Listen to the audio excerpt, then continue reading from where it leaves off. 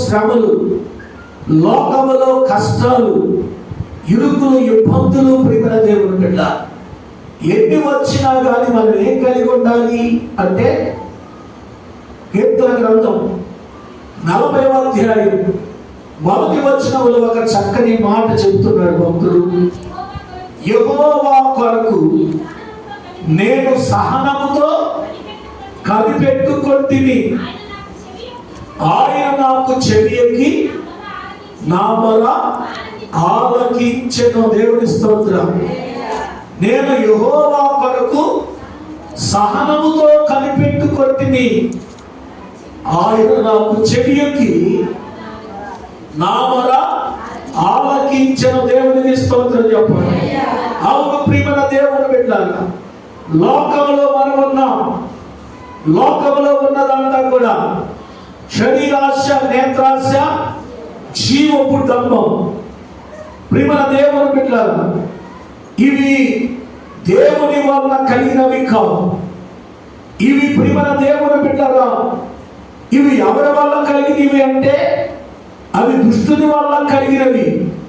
కనుక ఇవి దేవుని యొక్క నీతిని నెరవేర్చట్లేదు అంటాడు. ఎప్పుడన్నా మాట చూడండి ఒకసారి, ఆ మాటను చదువుదాం.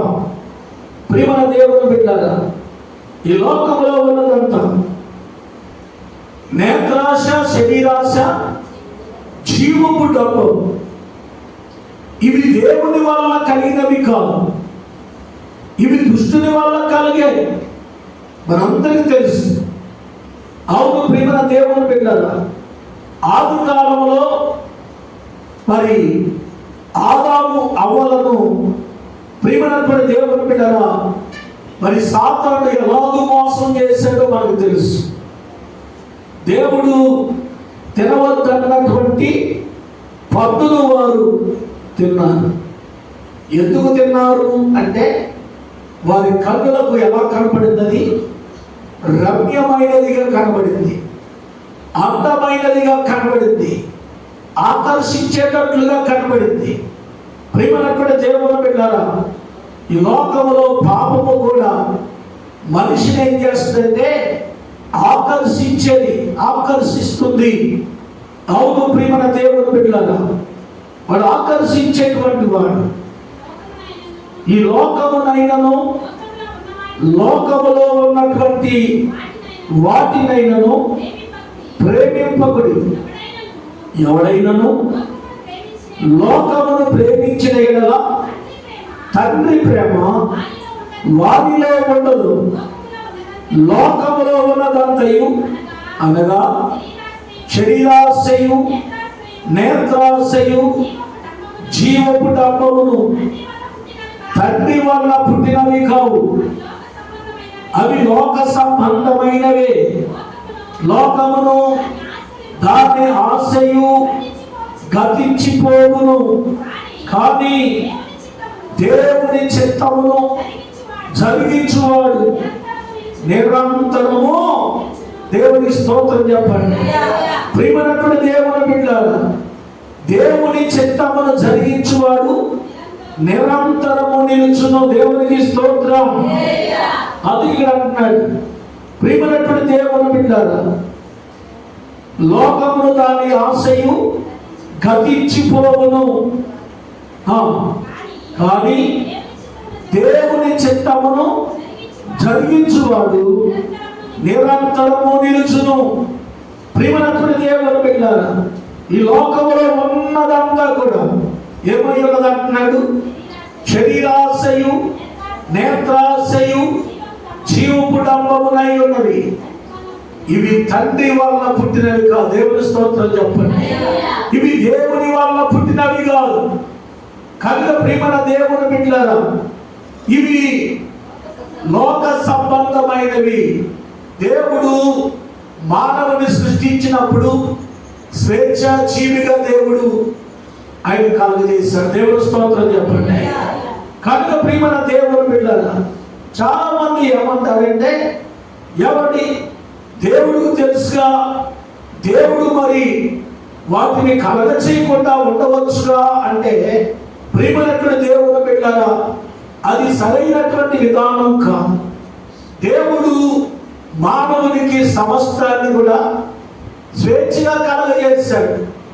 ప్రియమైన దేవుని బిడ్డలారా, ఆయన మాట విని మాట ప్రకారం నడుచుకుంటే దేవుడు ఆయన చిత్తానుసారమైనటువంటి దీవెనలు ఆశీర్వాదాలు దేవుడు అనుగ్రహిస్తాడు.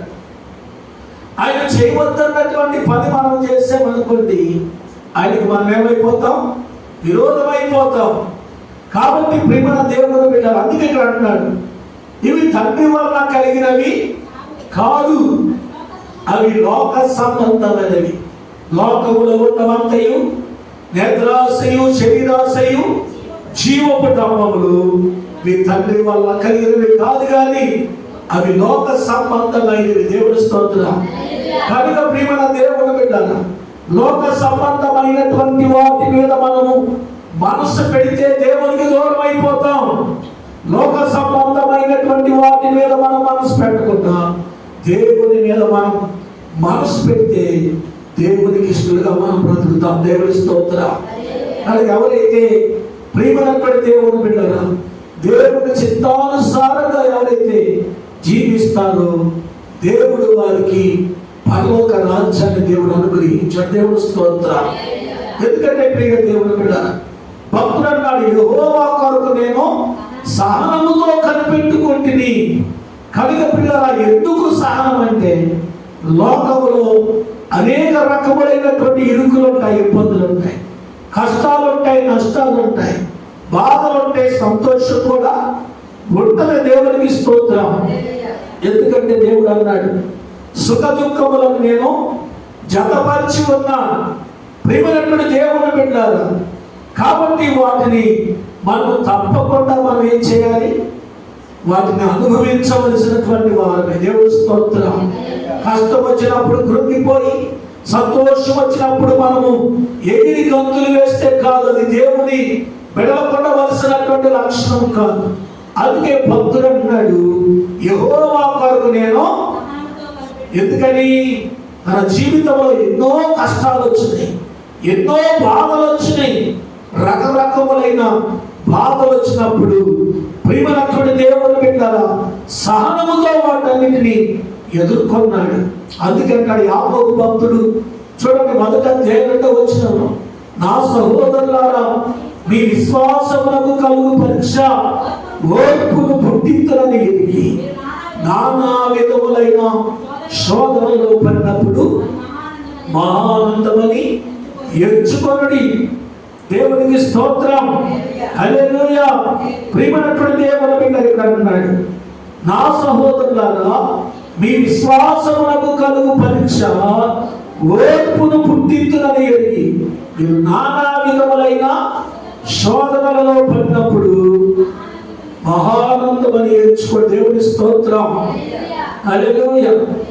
ఎందుకంటే పిల్లరా, లోకములో ఉన్నంత కాలం నానా విధములైన శోధనలు మన మీదకి వస్తాయి. అందుకంటాడు, శోధన సహించువాడు. యాకోబు పత్రిక 1:12 శోధన సహించువాడు ధన్యుడు, అతడు శోధనకు నిలిచిన వాడై ప్రభు తన్ను ప్రేమించు వారికి వాగ్దానం చేసిన జీవ కిరీటము పొందును. దేవుడు కీడి విషయమై శోధింపబడినాడు, ఆయన ఎవరిని శోధింపడు. కనుక ఎవడైనను శోధింపబడినప్పుడు నేను దేవుని చేత శోధింపబడుచున్నానని అనకూడదు. ప్రతివాడును తన స్వకీయమైన దురాశ చేత ఏరవబడి మరలు కొల్పబడిన వాడై శోధింపబడును. దురాశ గర్భము ధరించి పాపమును కనగా పాపము పరిపక్వమై మరణమును కనును. నా ప్రియ సహోదరులారా, మోసపోకుడి. శ్రేష్టమైన ప్రతి ఈవియు సంపూర్ణమైన ప్రతి వరమును పర సంబంధమైనదై జ్యోతిర్మయుడగు తండ్రి వద్ద నుండి వచ్చును. ఆయన యందు ఏ చంచలత్వమైనను గమనాగమనములైనను కలుగు ఏ ఛాయ అయినను లేదు. ఆయన తాను సృష్టించినటువంటి వాటిలో మనము ప్రథమ ఫలముగా ఉంటున్నట్లు నిత్యవాక్యం సత్యవాక్యం వలన మనలను తన సంకల్ప ప్రకారము దేవునికి స్తోత్రం చెప్పండి. అవును ప్రియమైనటువంటి దేవుని బిడ్డలారా, గమనించినట్లయితే శోధన సహించువాడు శోధనకు నిలిచిన వాడై ఉన్నప్పుడు ప్రభు గారు వాగ్దానం చేసిన జీవ కిరీటాన్ని పొందుకుంటాడు. దేవుని స్తోత్రం చెప్పండి. ఎప్పుడు పొందుకుంటాడు? శోధన సహించినప్పుడు, శోధనకు నిలిచి ఉన్నప్పుడు. దేవుని స్తోత్రం. నిలిచి ఉండకపోతే మనం ఏమైపోతాం చెప్పండి? వెలిసిపోయిన వారమే. అది ఒకవేళ 10,000 రూపాయలు పట్టు చీరైనా ప్రియమైనటువంటి దేవుడు బిడ్డలారా, అది వెలిసిపోయింది అనుకోండి, దానికి విలువ ఉంటుందా? విలువ ఉండదు. అలాగే భక్తి జీవితంలో కూడా అంతే. శ్రమ వచ్చినప్పుడు ఒకవేళ మనము కురిగిపోయినా, ఒకవేళ మనం ప్రియమైన దేవుడు బిడ్డలారా దేవుల్లో మనము నిలిచి ఉండకపోయినా మన భక్తి వ్యర్థమైందే. బూడిదలో పోసిన పన్నీరు లాంటిది కనుక ఒక్కసారి మనం పరిశీలన చేసుకున్నట్లయితే అన్నాడు, దేవుడు కీడు విషయమై శోధింపనేరడు, ఆయన ఎవరిని శోధింపడు కనుక ఎవడైనా శోధింపబడినప్పుడు నేను దేవుని చేత శోధింపబడుచున్నానని అనకూడదు. ప్రతివాడును తన స్వకీయమైన దురాశ చేత ఎడవబడి మరులు గొప్పబడిన వాడై శోధింపబడు. దురాశ గర్భము ధరించి పాపమును కనగా పాపము పరిపక్వమై మరణమును కంటుంది. ప్రియుల పాపం పరిపక్వమై మరణాన్ని కంటుంది. ఏ మరణము అంటే ప్రియమైన దేవుని బిడ్డలారా, అగ్ని ఆనదు, పురుగు సాగదు, ఏర్పును పట్లు కొరుకునే ఉంటాయి. ఆ నరకం నుండి తప్పించడానికి మన ప్రభు అయిన యేసుక్రీస్తు 2026 సంవత్సరాల క్రితం పరలోకాన్ని విడిచి ఈ భూమి మీదకు వచ్చి మానవులందరి పాపము కొరకు కలువరి శిలువలో తన రక్తాన్ని చిందించాడు, తన ప్రాణాన్ని మన కొరకు అర్పించాడు. కనుక ప్రియమైన దేవుని బిడ్డలారా, ఆయన చేసిన ఆ గొప్ప యజ్ఞమును జ్ఞాపకం చేసుకుంటూ విశ్వాస జీవితాన్ని, ఆయన పొందినటువంటి శ్రమలను మనం జ్ఞాపకం చేసుకుంటూ ఆయన పొందినటువంటి శ్రమలలో మనము ప్రియులరా ఎంత మాత్రం శ్రమలు అనుభవిస్తున్నాం ఒక్కసారి మనం పరిశీలన చేసుకుంటే, ప్రియమైనటువంటి దేవుని బిడ్డలారా, ఈ లోకములో కలిగేటువంటి శ్రమలు ఎన్నదగినవి కాదని దేవుని వాక్యం సెలవిస్తుండగా, దేవుని రాజ్యములో, పరలోక రాజ్యములో మనము పాలు పొందాలి అంటే ఎవరి 12 రకములైన ముత్యములతో కట్టబడినటువంటి ప్రియుల పరలోకములో మనం పాలు పొందాలి అంటే ఈ లోకములో మనం ఎన్ని శ్రమలైనా, ఎన్ని నిందలైన, అవమానాలైనా ప్రభు కొరకు మనం ఏం చేయాలి? భరించాలి, సహించాలి. దేవుని స్తోత్రం. శోధన సహించువాడు ధన్యుడు, శోధనకు నిలిచినటువంటి వాడై తను వాగ్దానం చేసిన జీవ కిరీటాన్ని అటు కృప దేవుడు తన బిడ్డలమైన మనందరికీ దయచేయుగాక. ఆమె ప్రార్థన చేసుకున్నాం. చిన్న ప్రార్థన.